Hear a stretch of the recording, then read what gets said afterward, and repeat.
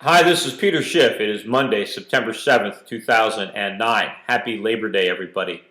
While Wall Street is on vacation, the dollar is once again getting beaten up in foreign markets. The dollar index is trading below 78.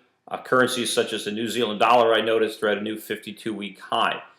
But what I wanted to blog about this morning was another Peter Schiff hit piece that came up by a small-time money manager who's obviously looking to build a name for himself by criticizing me. And once again, the criticisms are unfounded. Things are taken out of context, and other past criticisms that were brought up by other people are referenced as well. And again, those criticisms were also an exaggeration or a misrepresentation of what in fact did happen. This particular money manager, I noticed, manages about $1 million or so, maybe a dozen clients, so very small, although apparently at one point he did manage several $billion. I think he worked at a large mutual fund at a relatively young age, so he was actually handed a great deal of money to manage at one time. I'm not really sure whether or not he did a good job or not. I know that now he's on his own, and apparently trying to make a name for himself again by trying to tear me down. But anyway, let's take a look at the main area of his criticism. He basically presents a video interview that I did back in 2002, which he shows as if he dug this thing up, and here he sees me making a outrageous forecast that was wrong, and therefore says that I don't know what I'm talking about. I am the investment equivalent of a stop clock. The program was an interview that I did on a show called Southland Today, which was recorded back in 2002 in Southern California. And in that interview, I forecast that the Dow Jones would drop to between 4,000 and 2,000, and that the NASDAQ might go down to as low as 500 in a very severe recession that I was forecasting in the aftermath of the bursting of the stock market bubble. Now, of course, the Dow never got down that low. It did make it recently, I think, to close to 6,500. But today, the Dow Jones is at 9,400, certainly well above 4,000. The NASDAQ is nowhere near 500. It did ultimately go down to about 1,000 subsequent to that interview, but it never quite hit 500 that I said was the ultimate target. But in any event, you have to look at that forecast in context and look at everything that's happened since 2002. First of all, when I told people to get out of U.S. stocks in 2002 in that interview, and of course I was saying that earlier than 2002, but I also told people to get out of the U.S. dollar. Now, the dollar index in 2002 was trading at better than 100. It's now, as I mentioned, below 80. So that's better than a 20% decline in the value of the dollar index, or the U.S. dollar. Also, I didn't just tell people to get out of U.S. stocks and to get out of the U.S. dollar. What did I tell them to buy instead of U.S. stocks? Well, I told them to buy foreign stocks. I specifically said that I liked China. I mentioned that I was buying on the Hang Seng market. Well, the Hang Seng back in 2002 was at 900. Today it's above 20,000. It's more than doubled. The Dow has gone down. What's wrong with that advice? Meanwhile, I pointed out that the dividend yield on Hong Kong stocks was much higher than the dividend yield on U.S. stocks. That makes the outperformance even more spectacular, particularly if people reinvested those big dividends in appreciating Chinese shares.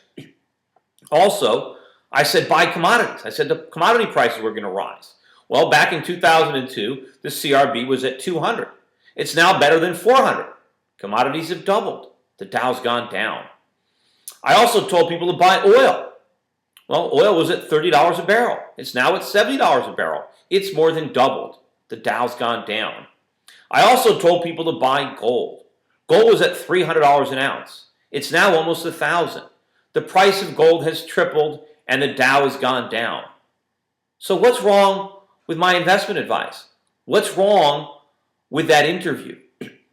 You know, when I gave that interview in 2002, I had no way of knowing how irresponsible the Fed was going to be. I didn't know that Alan Greenspan was going to lower interest rates down to 1% and keep them there for years and inflate a much larger real estate bubble than the one that already existed. I couldn't have known that then. I thought the Fed would have been more responsible. But what happened is the recession was going to be so bad, the consequences were going to be so dire, that Alan Greenspan tried to postpone them. He wanted to make sure that my forecast didn't come true. So he postponed the pain by inflating a far bigger bubble than I would have realized. So the Fed created all this inflation, and that made my nominal price targets unlikely. But I recognized that early.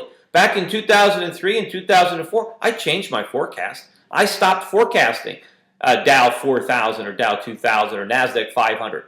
I understood that we were going to get a rally in U.S. stocks because of all this inflation. So I began to forecast Dow prices in terms of gold. And in fact, if you look at what happened to the Dow in terms of gold, again, my forecast was extremely accurate. Back in 2002, when the Dow was over 10,000 and gold was 300, the Dow was worth 33 ounces of gold. Now, with Dow 9,400 and gold 970, the Dow's worth 9.7 ounces of gold. So if you price the 2002 Dow in gold, the Dow is at 3,000 right now, exactly in between my forecasts. Also, this particular money manager is criticizing me because of the fact that there was a big stock market rally in the U.S. After 2002. Well, of course, but there was an even bigger rally in all the things that I recommended. Commodities went up a lot more, oil went up a lot more, gold went up a lot more, foreign stocks went up a lot more, and despite the fact that all of those markets corrected more in 2008 than the Dow, anybody who invested in any of the things that I recommended in 2002 is ahead, whereas anybody who stayed in the U.S. stock market is behind. I mean, rather than being used to discredit me, that interview merely further proves the point that I was able to forecast these events in advance. In fact, one of the forecasts that I made in this interview was that a substantial percentage, or a significant percentage, of Fortune 500 companies were going to go bankrupt. Well, you know, that happened. It might not have happened right away, but it's happened. I mean, look at Lehman Brothers. Look at Fannie and Freddie. Look at Washington Mutual. Look at General Motors. Look at Circuit City. I mean, there are a number of companies that have gone bankrupt, and many, many more companies would have gone bankrupt had the government not bailed them out, had they not propped them up. Think of all the financial institutions that would have gone bankrupt. I mean, Merrill Lynch basically went bankrupt. Bear Stearns went bankrupt, but many more would have had the government not bailed them out. Of course, when I recorded this interview in 2002, it didn't even occur to me. It didn't dawn on me in my wildest dreams that the government would be so irresponsible. I would have thought they would have had a little bit more respect for the free market and for the Constitution. So I was wrong. And so some of these dire consequences were postponed till today, and some of them are still being postponed to tomorrow. But the fact that I was able to recognize that so many Fortune 500 companies were too heavily leveraged, that there was too much debt, and that ultimately higher interest rates would bankrupt them, doesn't mean I was a stop clock. It simply means I saw the problems early. Why did I see them early? Because I understood what was happening. I understood the significance.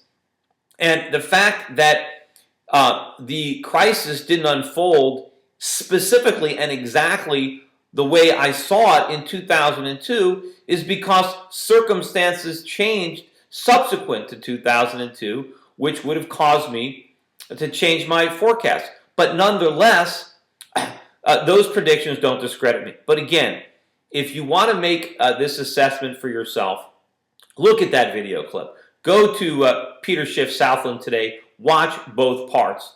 Also, you know, if you haven't already seen my mortgage banker speech, take a look at that one again too. It's Peter Schiff Mortgage Bankers. Search that on YouTube. There's 8 clips. Watch them all. 4, 5, and 6, though, specifically have to do with the real estate bubble. You know, people have criticized me because they say a lot of people said there was a housing bubble. That's true. But very few people hit the nail right on the head. Not only said there was a housing bubble, but exactly why and laid out exactly how it was going to pop. Anyway, that's it for today. I hope everybody is enjoying their Labor Day.